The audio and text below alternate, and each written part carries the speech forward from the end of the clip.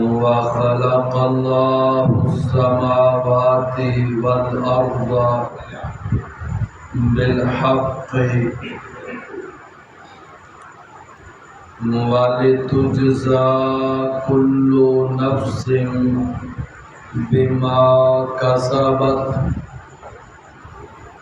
وهم لا يظلمون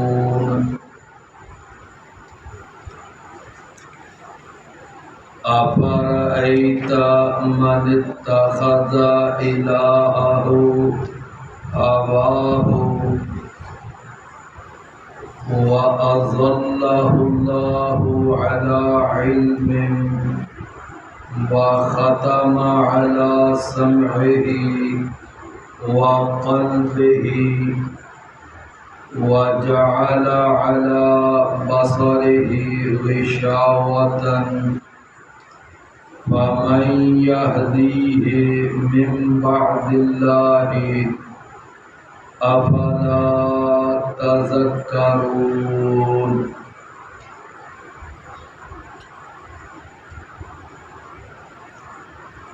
وخلق الله السماوات والأرض بالحق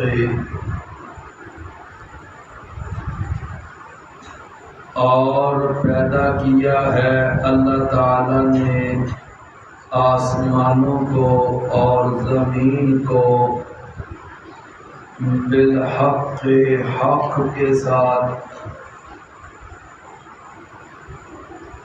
وَلِتُجْزَى كُلُّ نَفْسٍ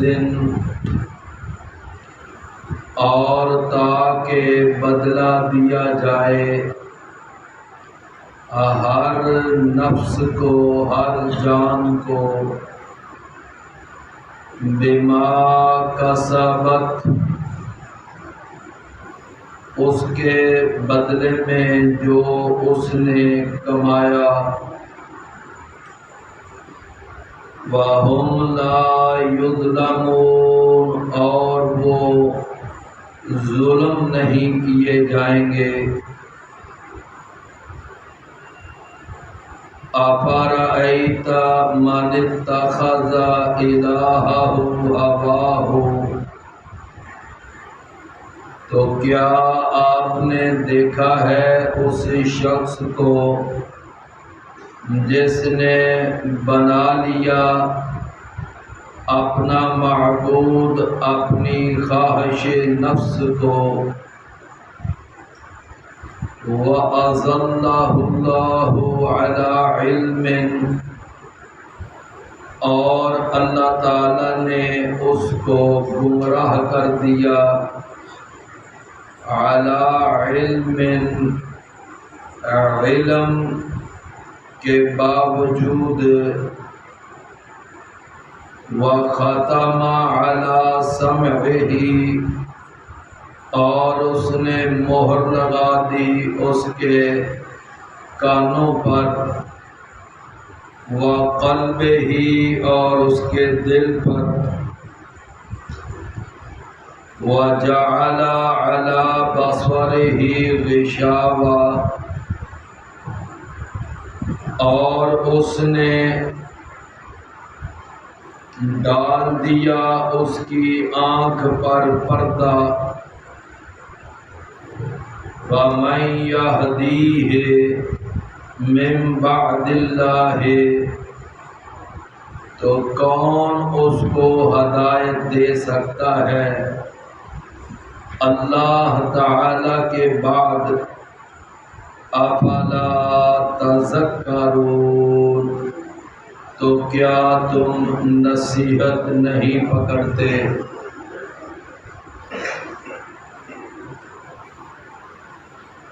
اللہ تعالی نے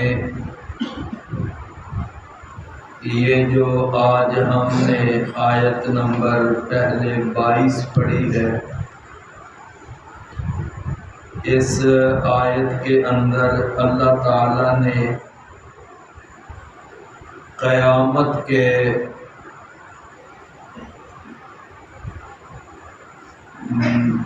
برپا ہونے پر دوبارہ زندہ ہونے پر اللہ تعالیٰ نے دوسری دلیل بیان کی ہے۔ ایک دلیل وہ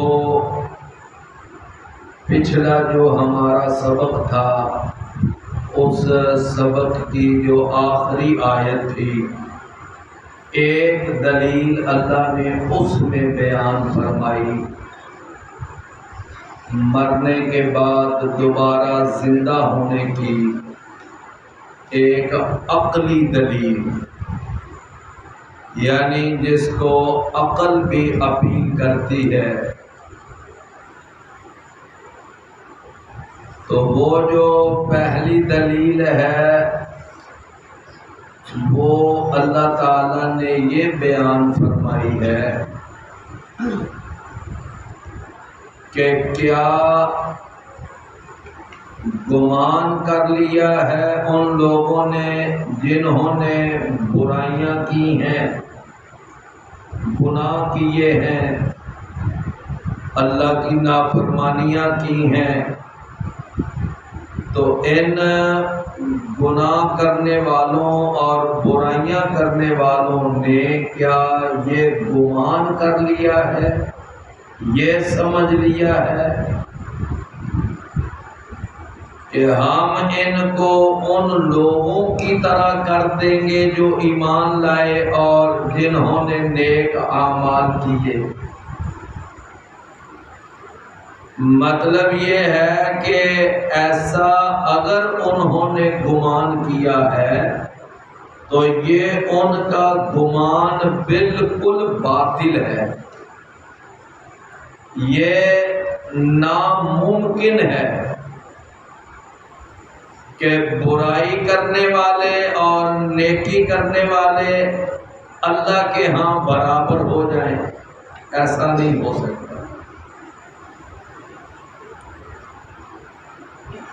کہ دنیا سے جانے کے بعد جو لوگ برائیاں کر کے چلے گئے وہ بھی ناپید ہو جائیں اور وہ بھی ختم ہو جائیں، وہ بھی مٹی ہو جائیں، اور جنہوں نے دنیا سے جانے کے بعد نیک اعمال کیے اور وہ بھی ناپید ہو جائیں، وہ بھی ختم ہو جائیں اور وہ بھی مٹی ہو جائے، دونوں کا ایک جیسا معاملہ ہو جائے، دونوں ہی ختم، تو اس کا معنی تو یہ ہوا کہ وہ جو دنیا میں نیکیاں کرتے رہے ان کو ان کی نیکی کا کوئی بدلہ تو مل نہ سکا، اور وہ لوگ جو دنیا میں گناہ کرتے رہے ان کو ان کے گناہ کی کوئی سزا تو مل نہ سکی، تو پھر دونوں کا معاملہ کیا ہو گیا؟ برابر۔ فرمایا کہ سواء محیاہم و مماتہم، ان کا جینا اور ان کا مرنا برابر، دنیا میں زندہ تھے تو برابر تھے، دونوں ہی اللہ کی نعمتوں سے فائدہ اٹھا رہے تھے، مرنے کے بعد بھی دونوں ختم، تو پھر تو برابر ہو گیا نا، جینا بھی اور مرنا بھی۔ تو اللہ تعالیٰ نے ایک دلیل یہ دی ہے آخرت کے بارے میں، مرنے کے بعد دوبارہ زندہ ہونے کے بارے میں، کہ ایسا نہیں ہو سکتا، عقل بھی اس کا انکار کرے گی کہ ظالم کو ظلم کی سزا نہ ملے اور مظلوم کی داد رسی نہ ہو، تو یہ پھر کیا ہے؟ یہ تو کوئی کائنات کا نظام تو نہیں ہے، پھر تو یہ اندھیر لگ رہی ہے۔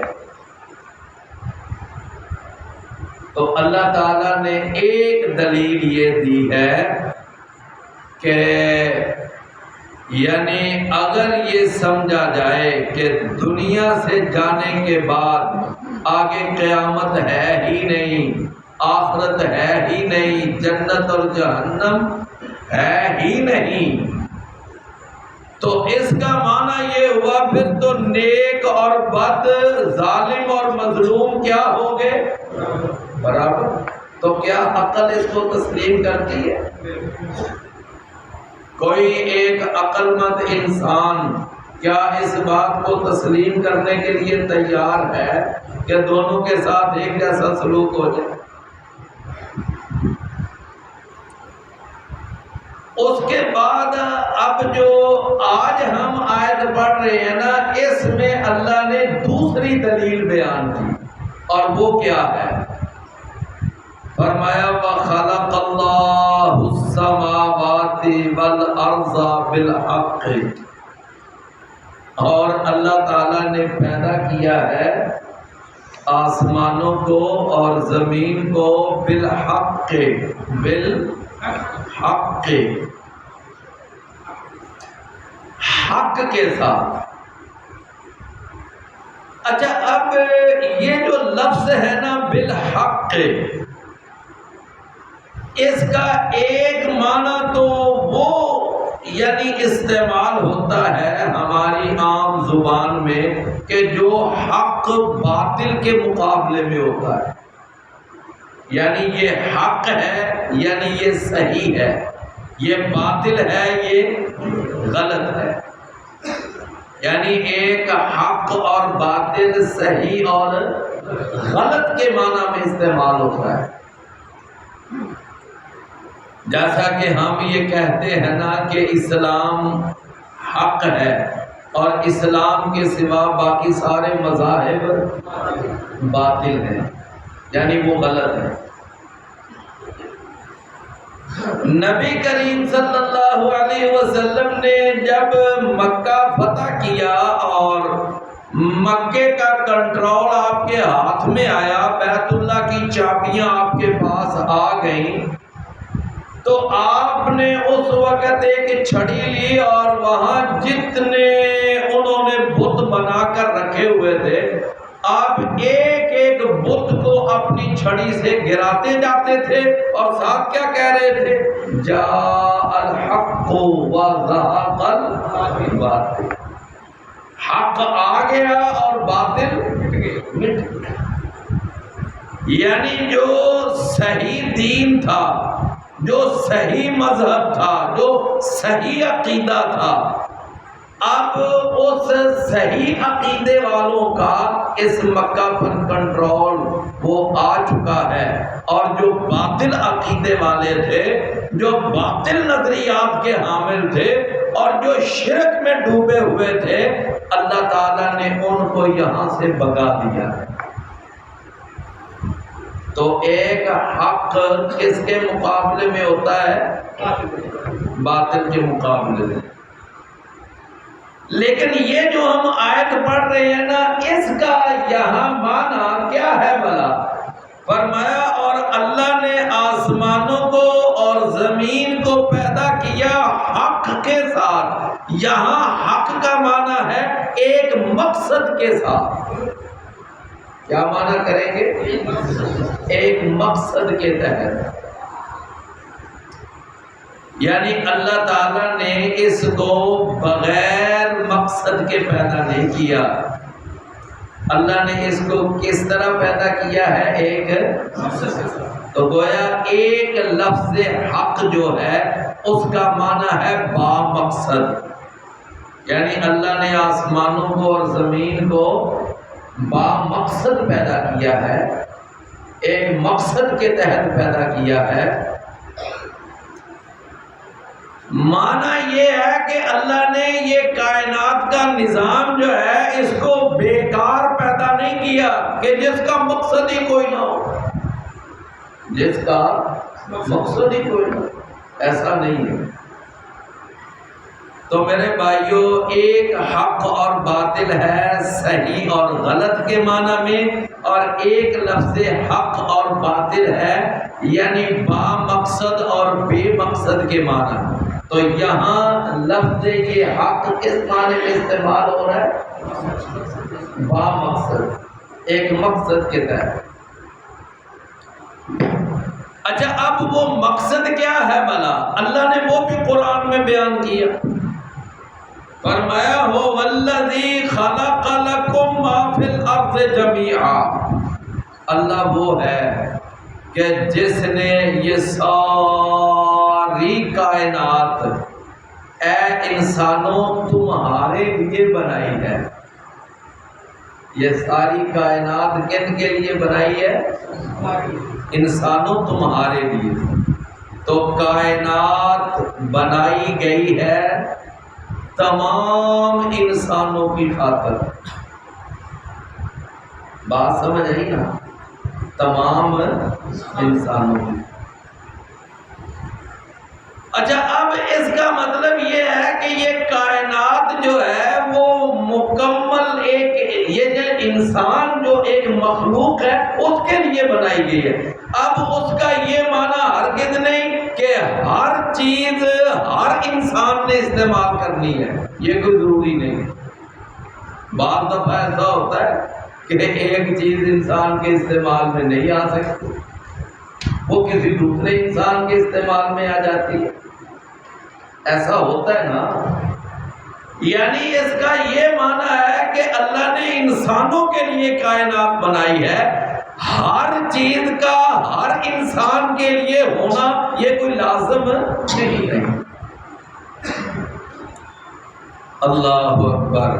اور پھر آگے یہ ہے کہ اللہ نے کائنات بنائی ہے اور پھر اس کے استعمال کے احکام بھی اللہ نے بتائے ہیں کہ یہ کائنات میں نے تمہارے لیے پیدا کی ہے، لیکن آگے اس کے استعمال کا یعنی طریقہ بھی بتایا کہ میرے حکم کے مطابق تم نے اس کائنات کو اپنے استعمال میں لانا ہے۔ بات سمجھ آئی نا؟ میرے اب دیکھیں نا، اللہ تعالیٰ نے مردوں کے مقابلے میں عورتیں پیدا کی ہیں، ہے نا؟ لیکن کیا عورت کے ساتھ فائدہ اٹھانا اس کے لیے اسلام نے کوئی طریقہ کار وضع کیا ہے نا؟ وہ کیا طریقہ کار ہے کہ اس سے نکاح کرو، نکاح کر کے اس کو اپنی زوجیت میں لاؤ، پھر وہ عورت تمہارے لیے حلال ہے۔ تو مطلب یہ ہے کہ کائنات کی ہر چیز ہر انسان کے لیے جائز نہیں ہے، بلکہ اس کے جواز کا بھی ایک طریقہ کار اسلام نے وضع کیا۔ تو فرمایا یہ ساری کائنات اللہ نے بنائی کس کی خاطر؟ تمام انسانوں کی خاطر۔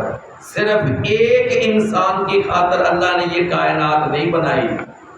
یہ بھی ایک مغالطہ ذرا نکال لیں۔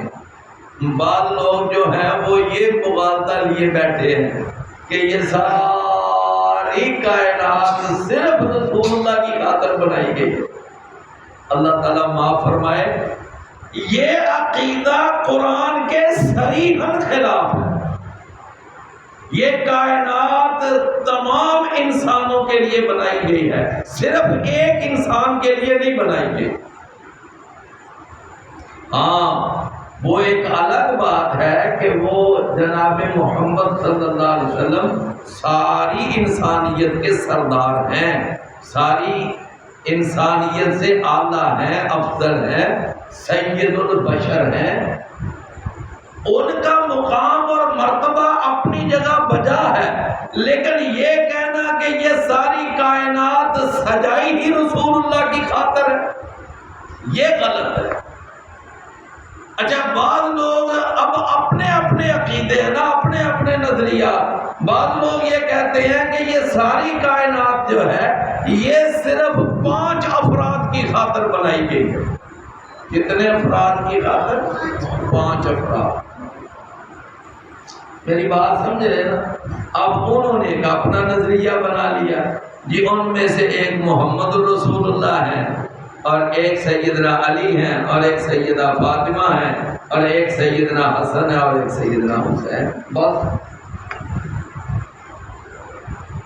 جبکہ قرآن یہ کہتا ہے هو الذی خلق لکم ما فی الارض جمیعا، یہ ساری کائنات سارے انسانوں کے لیے بنائی گئی، تو وہ ایک انسان کے لیے بنائی گئی یہ عقیدہ بھی غلط، اور 5 انسانوں کے لیے بنائی گئی یہ عقیدہ بھی غلط۔ سمجھ آئی نا جی بات؟ اچھا، اس کے بعد اللہ تعالیٰ نے اب یہ بیان کر دیا کہ میں نے یہ کائنات کن کی خاطر بنائی ہے؟ انسان کی خاطر، ہر انسان کی خاطر۔ اور پھر اللہ نے قرآن میں یہ بھی بیان کیا ہے کہ میں نے انسان کو کیوں پیدا کیا ہے، انسان کو کیوں بنایا ہے۔ یہ بھی اللہ نے اس سوال کا جواب بھی دیا ہے نا قرآن میں، سورہ الذاریات اور آخری یعنی اس کے آخری آیات میں سے ہے وَمَا خَلَقْتُ الْجِنَّ وَالْإِنسَ إِلَّا لِيَعْبُدُونِ، کہ میں نے جنوں کو اور انسانوں کو کس لیے پیدا کیا ہے؟ اپنی عبادت کے لیے۔ تو میرے بھائیوں، کائنات بنائی اللہ نے انسان کی خاطر، اور انسان کو بنایا اللہ نے اپنی عبادت کی خاطر۔ اللہ اکبر۔ یہ ساری کائنات انسان کے لیے اور انسان اللہ کی عبادت کے لیے۔ تو اب ذرا ایک بات یہاں پر پہلے سمجھ لیں اور پھر ہم اس آیت کا اگلا حصہ پڑھتے ہیں کہ آپ ذرا غور کیجئے اس بات پہ تھوڑا سا، یعنی اس پہ تھوڑی سی توجہ دیجئے کہ اللہ تعالیٰ نے وَخَلَقَ اللَّهُ السَّمَاوَاتِ وَالْأَرْضَ بِالْحَقِّ، اللہ نے اس کو آخرت کی دوسری دلیل کے طور پر بیان کیا۔ بھلا کیسے؟ کہ اللہ کہتا ہے کہ یہ پوری کائنات ہے انسانوں میں نے تمہارے لیے بنائی، اس پر تمہیں میں نے بسایا، اور اس کائنات کے اندر میں نے تمہاری تمام ضروریات کو پورا کرنے کا بندوبست کیا ہے نا اللہ نے۔ تو آپ مجھے بتائیں، ایک آدمی ایک باغ لگاتا ہے، کیا لگاتا ہے؟ ایک باغ۔ اب وہ اگر ایک باغ لگاتا ہے اور باغ وہ کسی مالی کے حوالے کر دیتا ہے اور وہ کسی نوکر کے حوالے کر دیتا ہے، تو کیا خیال ہے وہ باغ لگانے والا جو مالک ہے اس باغ کے بارے میں اس نوکر سے اور اس مالی سے پوچھے گا نہیں؟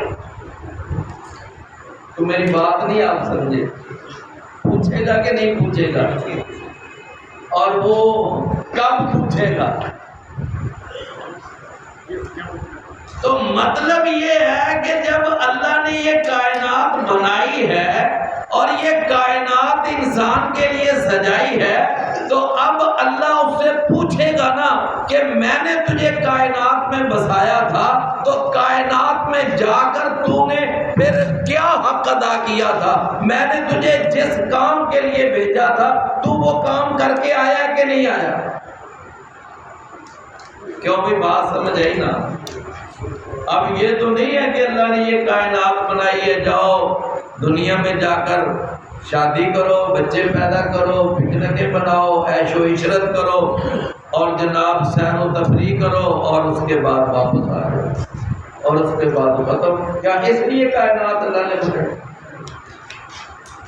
کیوں بھائی؟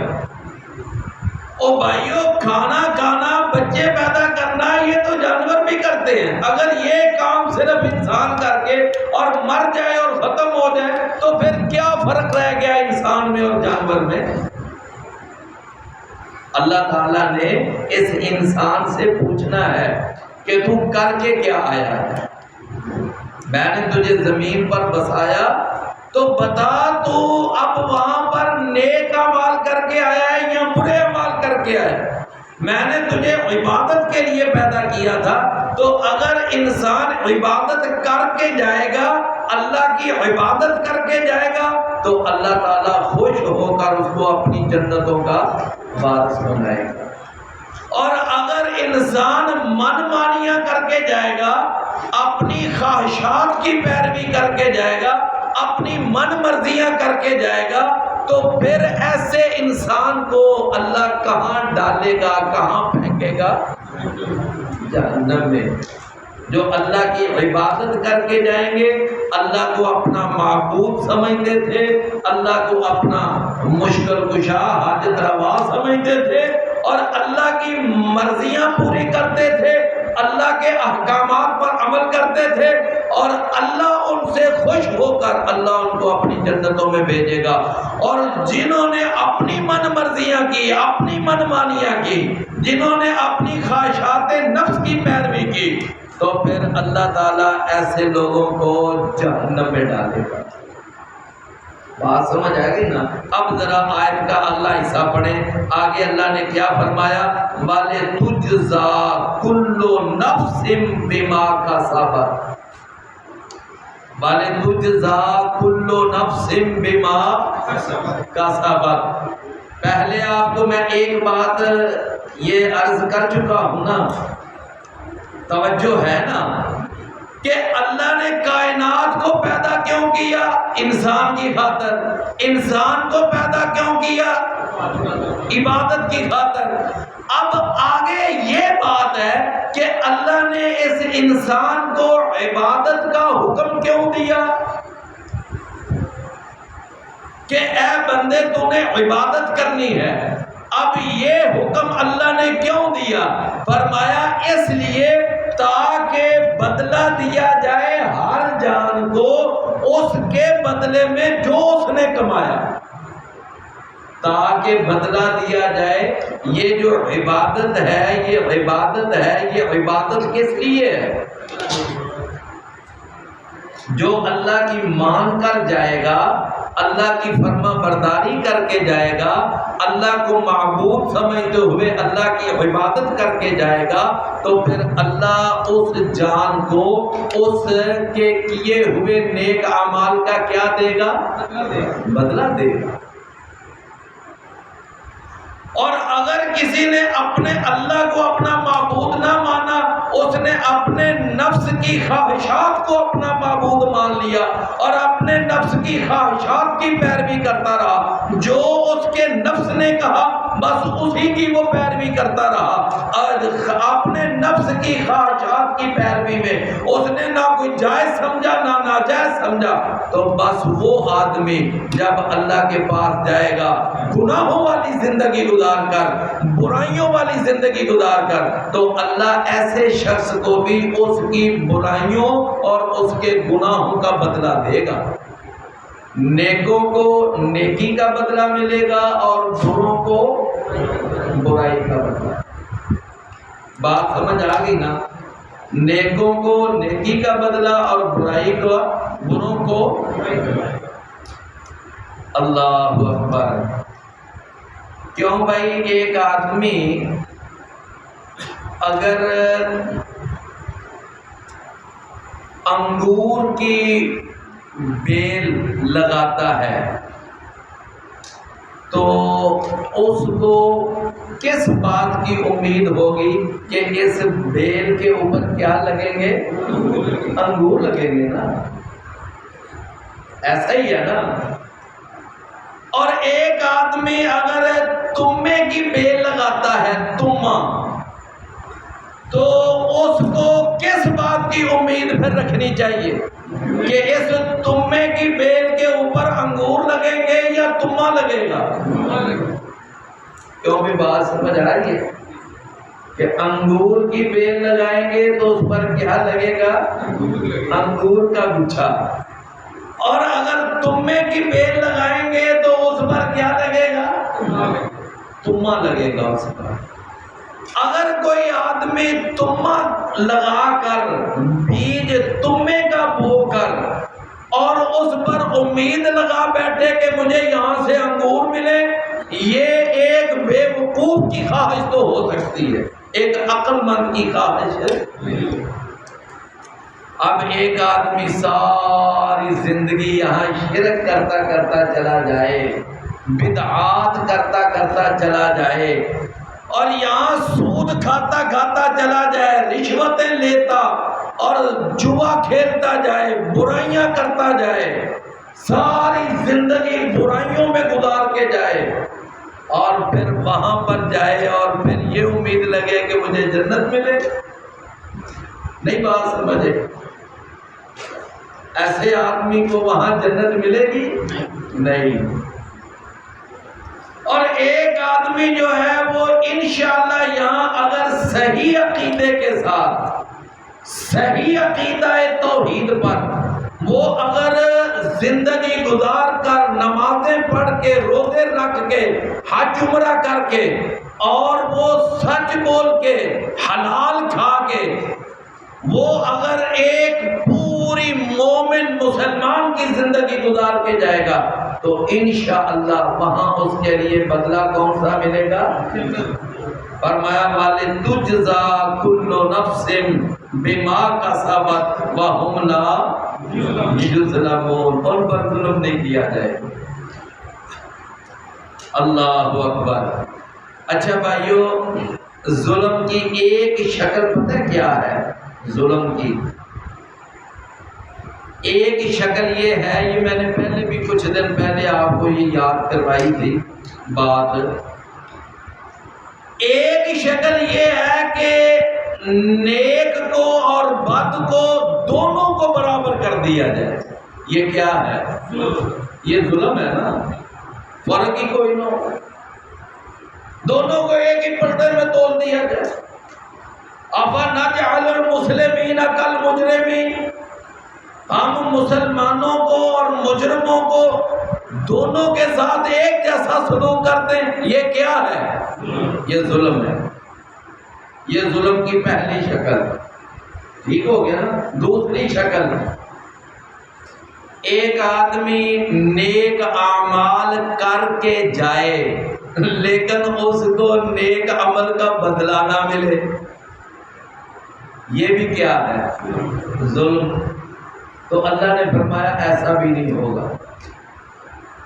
اور ظلم کی ایک تیسری شکل یہ ہے کہ آدمی نیک اعمال زیادہ کر کے جائے اور اس کو اجر کم ملے، یہ بھی کیا ہے؟ ظلم۔ بھئی آپ دیکھیں نا، ایک بچہ پیپر حل کرتا ہے، بہترین پیپر حل کرتا ہے، اور وہ جب رزلٹ دیکھے، اچھا میں ریاضی کا پیپر میں اتنا اچھا حل کر کے آیا تھا، میں نے آ کر چیک کیا میرے سارے سوال ٹھیک تھے، لیکن میرے نمبر دیکھو کتنے 40 آ رہے ہیں 100 میں سے، اس کا مطلب ہے کہ میرے ساتھ زیادتی ہوئی ہے۔ تو آپ کو پتہ ہے نا، کئی لوگ پھر بورڈ میں درخواست دے کر ری چیکنگ کے لیے اپنا پیپر نکلواتے ہیں، ایسا ہوتا ہے نا، وہ کہتے ہیں دیکھ لو جی میرے سوال یہ ہیں اور مجھے نمبر تھوڑے ملے۔ تو ظلم کی پہلی شکل کے نیک اور بد کو برابر کر دیا جائے، دوسری شکل کہ نیک کو نیکیوں کا بدلہ ہی نہ دیا جائے، تیسری شکل کہ نیکیاں زیادہ ہوں بدلہ کم دیا جائے، اور چوتھی شکل یہ ہے، چوتھی شکل کہ ایک آدمی کے وہ برائیاں یا گناہ ہو بھی نہ اور اس کے کھاتے میں گناہ ڈال دیے جائیں، یہ بھی کیا ہے؟ ظلم کی شکل۔ اور پانچویں شکل یہ ہے کہ گناہ تھوڑے ہوں لیکن ان کا اس کی سزا زیادہ دی جائے۔ یہ 5 شکلیں بنتی ہیں ظلم کی۔ تو اللہ نے فرمایا وَهُمْ لَا يُظْلَمُونَ، وہ ظلم نہیں کیے جائیں گے۔ أَفَرَأَيْتَ مَنِ اتَّخَذَ إِلَٰهَهُ هَوَاهُ، تو کیا آپ نے دیکھا اس شخص کو کہ جس نے اپنا معبود بنایا ہے کس کو؟ اپنی خواہش نفس کو۔ ایک طرف اللہ اور اس کے رسول کا حکم آ جائے، سمجھ آئی نا، اور وہ جانتے ہوئے بھی سمجھتے ہوئے بھی کہ یہ اللہ کا اور اس کے رسول کا حکم ہے، اس کے باوجود وہ کہے کہ نہیں میں نے وہ کرنا ہے جو میرے من میں آتا ہے، اس کا مطلب کیا ہوا؟ اس نے اپنا معبود کس کو سمجھا؟ جی اپنی خواہش نفس۔ بھائی ایک ہوتا ہے کہ ایک آدمی وہ معبود اللہ کو ہی مانتا ہے، لیکن کبھی کبھی شیطان کے گمراہ کرنے پر یا نفس امارہ کے غلبے کی وجہ سے اس سے گناہ ہو جاتا ہے، لیکن گناہ کرنے کے باوجود وہ اپنے آپ کو اللہ کے سامنے وہ گناہگار سمجھتا ہے اور اس گناہ پر شرمندہ بھی ہوتا ہے۔ یہ آدمی وہ اپنی خواہش نفس کو اپنا معبود نہیں سمجھتا، اس کا معبود اس کی خواہش نفس نہیں ہے۔ بات سمجھے نا، خواہش نفس کو معبود وہ سمجھتا ہے کہ جو جانتے ہوئے بوجھتے ہوئے کہ قرآن یہ کہتا ہے، حدیث یہ کہتی ہے، اس کے باوجود وہ جانتے بوجھتے وہ اپنی خواہش نفس پر وہ عمل کرتا ہے اور وہ اپنی خواہش نفس سے پیچھے نہیں ہٹتا۔ اس کا معنی کہ اس نے خواہش نفس کو اپنا معبود بنایا۔ فرمایا افرأیت من اتخذ الہہ ہواہ واضلہ اللہ علی علم، اور اللہ نے اسے گمراہ کر دیا علم کے باوجود کہ جانتے ہوئے بوجھتے ہوئے پھر بھی وہ گمراہ، سمجھے نا؟ فرمایا وختم علی سمعہ وقلبہ، تو اللہ نے پھر مہر لگا دی اس کے کانوں پر اور اللہ نے مہر لگا دی اس کے دل پر، یعنی اس کے کان حق بات کو سننے سے ہی قاصر اور اس کا دل حق بات کو سمجھنے سے ہی قاصر۔ وَجَعَلَ عَلَى بَصَرِهِ غِشَاوَةً، اور اللہ نے اس کی آنکھ پر پردہ ڈال دیا، اس کی آنکھ پر پردہ۔ فَمَن يَهْدِيهِ مِن بَعْدِ اللَّهِ، تو کون اس کو ہدایت دے سکتا ہے اللہ کے بعد؟ اللہ کے بعد اس کو کون ہدایت دے سکتا ہے؟ فرمایا جب اللہ اس کو گمراہ کر دے تو اب اس کو کوئی دنیا کی طاقت ہدایت دے نہیں سکتی۔ افلا تذکرون، تو کیا تم نصیحت نہیں پکڑتے؟ وقالوا ما هي الا حیاتنا الدنیا، اور ان کافروں نے یہ بھی کہا کہ نہیں ہے یہ مگر ہماری دنیا کی زندگی، بالکل جو عقیدہ ابو جہل کا تھا۔ ابو جہل کا بھی یہی عقیدہ تھا نا کہ بس یہ دنیا کی زندگی ہے، اس کے بعد آگے کوئی زندگی نہیں۔ بلکہ ایک کافر نبی صلی اللہ علیہ وسلم کے پاس ایک بوسیدہ سی ہڈی لے کر آیا، کہنے لگا اسے کون زندہ کرے گا؟ تو نبی صلی اللہ علیہ وسلم ابھی خاموش ہیں، اللہ نے قرآن میں آیت اتار دی کہ اے نبی اس کو بتاؤ اس کو وہ زندہ کرے گا جس نے اس کو پہلی دفعہ پیدا کیا۔ وَقَالُوا مَا هِيَ إِلَّا حَيَاتُنَا الدُّنْيَا، اور انہوں نے کہا نہیں ہے یہ مگر ہماری صرف دنیا کی زندگی، نموت ہم مرتے ہیں، وَنَحْيَا اور ہم یہاں زندہ ہوتے ہیں، وَمَا يُهْلِكُنَا إِلَّا الدَّهْرُ اور نہیں ہلاک کرتا ہم کو مگر زمانہ۔ کون ہلاک کرتا ہے؟ بس زمانہ، زمانے کی ایک تاثیر ہے، یہ جو دن اور رات کا آنا جانا ہے، دن آتا ہے رات آ جاتی ہے، دن چلا جاتا ہے رات آ جاتی ہے، رات چلی جاتی ہے دن آ جاتا ہے۔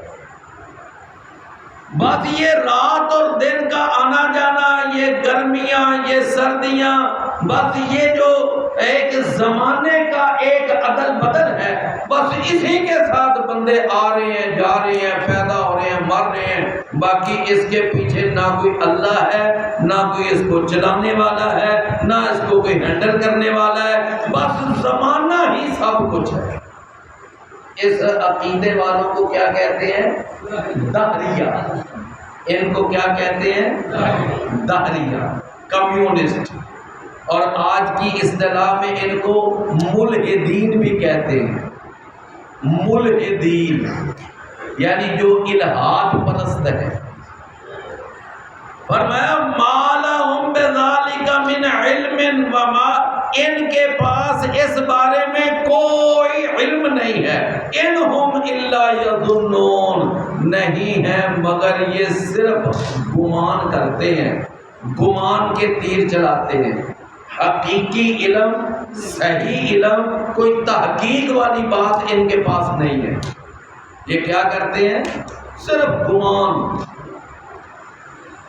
وَإِذَا تُتْلَى عَلَيْهِمْ آيَاتُنَا بَيِّنَاتٍ، جب ان پر ہماری واضح آیات تلاوت کی جاتی ہیں تو مَا كَانَ حُجَّتُهُمْ، تو اس وقت ان کے پاس کیا دلیل ہوتی ہے؟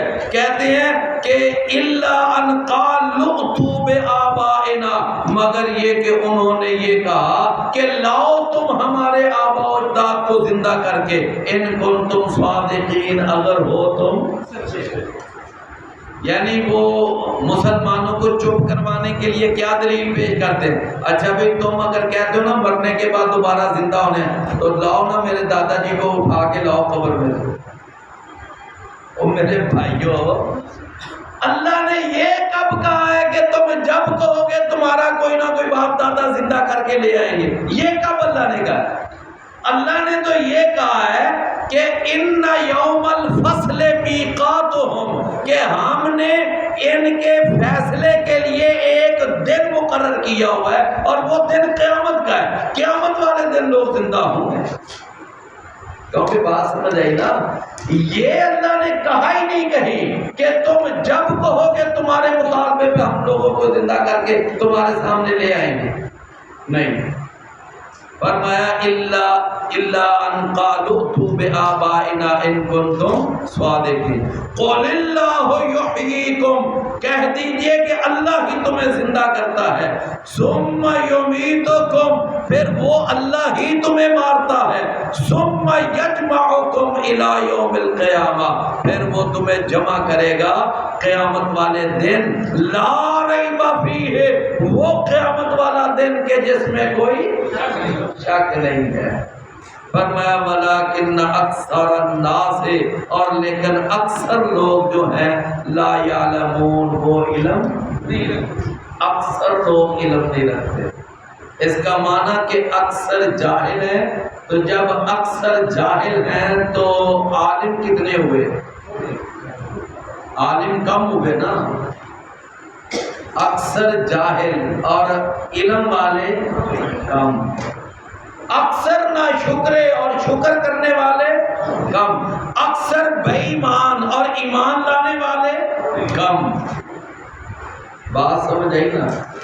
بعض لوگوں کو اپنی اکثریت پہ بڑا مان ہے. کبھی اکثریت پہ مان نہ کرو. ہمیشہ ہر دور میں آپ کو اہل حق، اہل توحید، اہل سنت آپ کو ہمیشہ کم نظر آئیں گے. وہ کبھی بھی زیادہ نہیں آپ کو نظر آئے. اور رسول اللہ صلی اللہ علیہ وسلم نے کیا فرمایا کہ کتنے فرقے بن جائیں گے ہے جی؟ اور ان میں سے حق والا کون ہوگا؟ ایک. اور باطل والے ہے جی 72.